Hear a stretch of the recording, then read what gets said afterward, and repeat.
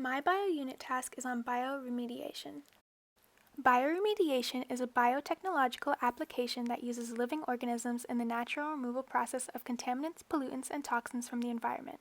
The bioremediation process can take anywhere from months to years to complete, depending on variables such as size of the contaminated area, concentration of contaminants, temperature, and soil density.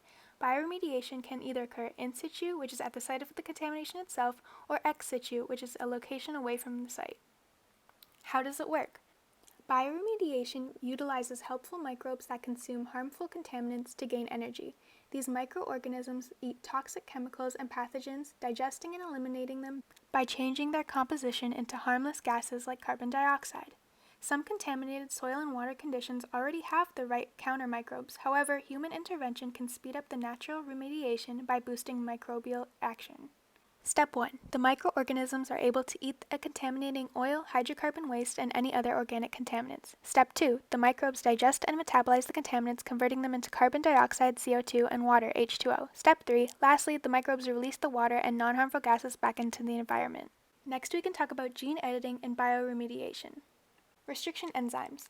In order for the microorganisms to be able to consume the contaminants, they have restriction enzymes that are able to destroy any viruses. Viruses will try to attach to the microorganism's DNA by injecting their own viral DNA. The microorganism needs to figure out some way to destroy the virus's DNA. It can do this by labeling its own DNA with methyl groups. The microorganism's DNA needs to be methylated. To do this, there is an enzyme known as methlase. The methlase enzyme floats around, and as microorganism DNA is synthesized, the enzyme methylates the DNA. This allows the microorganism to recognize its own DNA, and it will recognize any other DNA that's not methylated as foreign. There is now another enzyme that is floating around in the cytoplasm of the microorganism. That enzyme is known as the restriction enzyme. Restriction enzymes recognize the methylated microorganism DNA, but then sees the foreign unmethylated DNA and goes to destroy it. This allows the microorganism to protect itself from being infected by viruses. In order for the restriction enzymes to work, they need to recognize a specific sequence. In the microorganism DNA, there are palindromic sequences. These sequences are what the restriction enzymes recognize. As the enzymes are floating around the microorganism cell, it will recognize the sequence, and if it's methylated, it won't touch it. If it's unmethylated, it will cleave the DNA, which will result in two strands. Because they are complementary strands, if they contact one another, they will reanneal. Historical summary.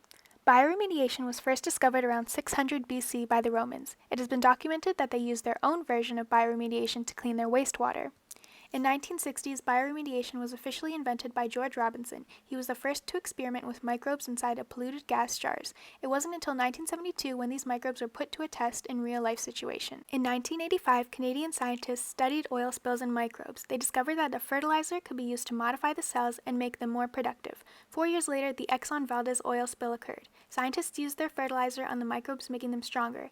The results were a success as they were more productive with their cleaning, and their mess was resolved in only 3 years. The uses of bioremediation. Past. Bioremediation has been practiced since humans first populated the world and had to dispose of their trash. Even without knowing about the microorganisms in the soil and water, humans relied on them to destroy their waste products. With the invention of wastewater treatment plants in the late 19th century, biotreatment became more formalized and better engineered. Direct land treatment of residues from wastewater treatment plants, refinery sludges, and municipal wastes, as well as composting, has been practiced widely for several decades. However, bioremediation has only been commercially used for about 60 years. The first commercial in situ bioremediation system was installed in 1972 to clean up an oil pipeline spill in Ambler, Pennsylvania. Since then, bioremediation has become well developed as a means of cleaning spills and gasoline, diesel, and other easily degraded petroleum products. Present. Today, any transformation or removal of contaminants from the environment by organisms is considered to be bioremediation. Several types can be distinguished. It is a cost-effective and natural process commonly used to treat organics, fuels, or solvents. Bioremediation uses nature to fix nature. It is the safest and least invasive soil and groundwater cleanup available today. Bioremediation is presently used in petroleum stations as gasoline and diesel fuel leach into the ground, contaminating the soils, industrial sites because chemicals that are used in production are commonly spilled or discharged, landfills as they tend to overfill, polluting the surrounding areas, and farms. When over-fertilizing occurs, it makes farms excellent candidates for bioremediation. This includes chemical fertilizers and animal waste products. Future. As bioremediation becomes better understood, new strategies will become available. New research on innovative engineering techniques has been providing evidence on how different materials are able to simulate microorganisms in different ways. Pros and cons. Pros. Bioremediation relies on microorganisms that naturally occur in soil, therefore no threat to the environment. They destroy the harmful chemicals into water and harmless gases, so there is no need to excavate or pump up hazardous pollutants, which means that there will be no release of harmful gases into the air. There is a quick turnaround time to make soil and water useful, and often bioremediation requires less equipment and labor compared to other treatment options. It is also cost-effective to maintain and economical to input. Cons. Bioremediation has limitations on the types of contaminants that it can remove effectively. Bioremediation tends to only work best when it is used to break down organic substances.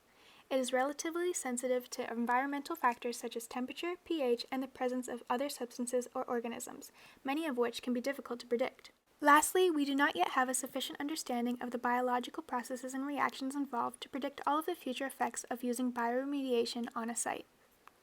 Apply and extend. Possible future uses. In the future, some other possible uses for bioremediation could include its use in larger natural disasters such as radioactive spills and other extreme toxic catastrophes.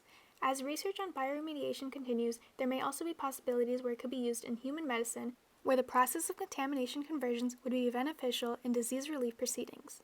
Personal stance. I personally do agree that we can use bioremediation to help clean up environmental contaminants, but I think that it's not right to always genetically alter the living cells to do so. This is possible, however, it takes longer. I think that in the future we will be able to use bioremediation without modifying the cells. Having no gas polluting the water and soil would be very beneficial to this process, as it would leave other pollutants much easier to clean. Hopefully we will be able to use the natural cells to help clean the future environmental messes and not modified ones. Further research. The knowledge gaps that exist for this application is a common circumstance, which is that we are unsure of the future effects.